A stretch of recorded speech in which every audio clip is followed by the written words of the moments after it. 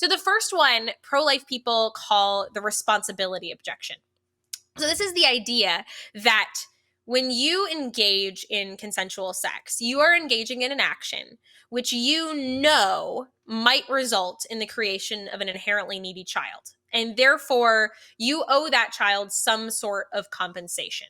So in the violinist scenario, you did not engage in any action to result in the creation of the inherently needy violinist. Like, you did not put the violinist there. You did not do anything. You just got kidnapped and dropped here. And so your obligation to that violinist is very different from if you had caused that violinist to be there. And I often use a different thought experiment to kind of explain what I mean here. And it's a little bit weird and sci-fi and kind of fun at the same time. Imagine that, like, we had a Coke machine. Like, there's this giant Coke soda machine here, and there's this giant button in the middle. When you push that button, you get a pleasurable experience. And then sometimes a newborn baby pops out of the chute at the bottom. Are you all tracking with me? Okay, we have a super simplified pregnancy here. You push the button, you get a pleasurable experience. Sometimes a newborn baby pops out of the chute at the bottom. We could even, you can imagine it, right? Sometimes, we could even imagine that there's multiple buttons on this machine that correspond to different kinds of birth control. And so maybe if you push a different button, you're going to get a different level of a pleasurable experience. And then maybe there's a different % chance that a baby's going to pop out of the chute at the bottom. We could imagine this. I'm tracking with you. And so let's say that there is a man who comes up to this baby making machine, this Coke machine, and he really wants that pleasurable experience. But he really does not want a baby to come out of the chute at the bottom. So he picks whichever button corresponds to the level of risk he's willing to take, and essentially he's rolling the dice here. He pushes the button, and he gets his pleasurable experience, and unfortunately, it is not his lucky day, and a newborn baby does pop out of the chute at the bottom. It seems really obvious that he can't just walk away and leave that newborn there to die. Right. That's obvious to everyone I've ever talked to. The interesting question is why?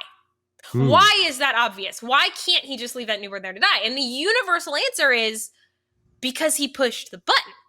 Right. Like, he engaged in an action willingly that he knew might result in the creation of this inherently needy child. And so it seems obvious that he owes that child some sort of compensation, minimally not to kill them. I think he has to provide that child with food and shelter until someone else can. Like, he could take that newborn out of the chute and go transfer the care to someone else. Yeah. I'd be okay with that. I'd be totally fine with that.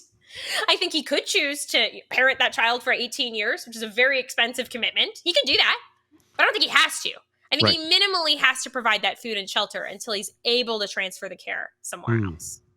That's good. That's good.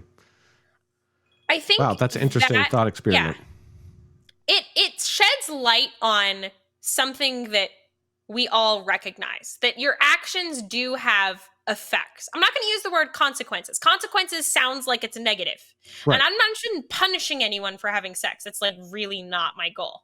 I do not lie awake at night being worried about all of the people that are having premarital sex or something. I really don't care. Right. I'm not punishing people for making those choices about their life, but your actions do have effects.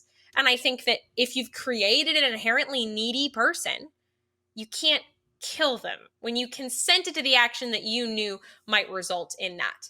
Right. I think one of the reasons that a lot of people find that argument really interesting, I guess I'll say, is because even pro-choice philosophers have acknowledged it. Like Michael Tooley, he's one of the most famous pro-choice philosophers alive. Please look him up. He's a really neat person. I've enjoyed watching some of his things.